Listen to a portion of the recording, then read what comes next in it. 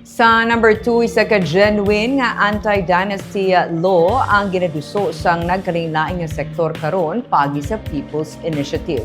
Ang signature campaign ang diri nga patigayunon online sumugod sa bulan sa Setyembre ang ginunsar sang dapat isa lang movement sining Webes sang hapon sa Shrine of Our Lady of Perpetual Help o kung mas kilala nga Redemptorist Church sa Bacolod City.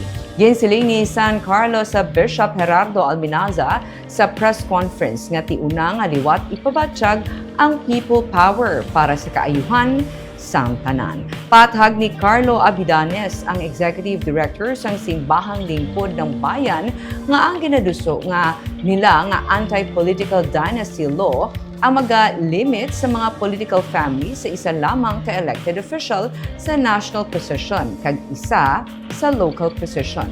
Magalakip ini sang ban sa mga magparyantihanay sang tubtub sa 4th degree sang consanguinity kag affinity, magdumili sang succession, replacement o kung switching sa mga position sa mga maghimata kag one-term cooling off period.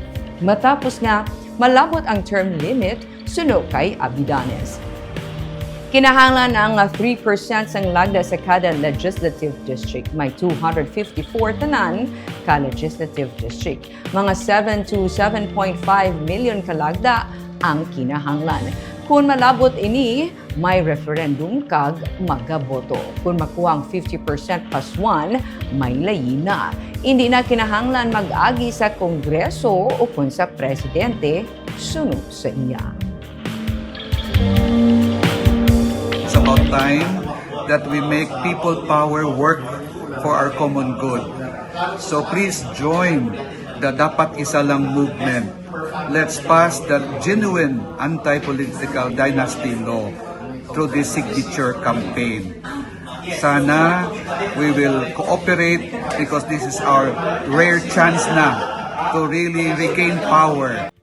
So right now, the digital campaign, so the goal really is to build a technology that allows people to sign online, no?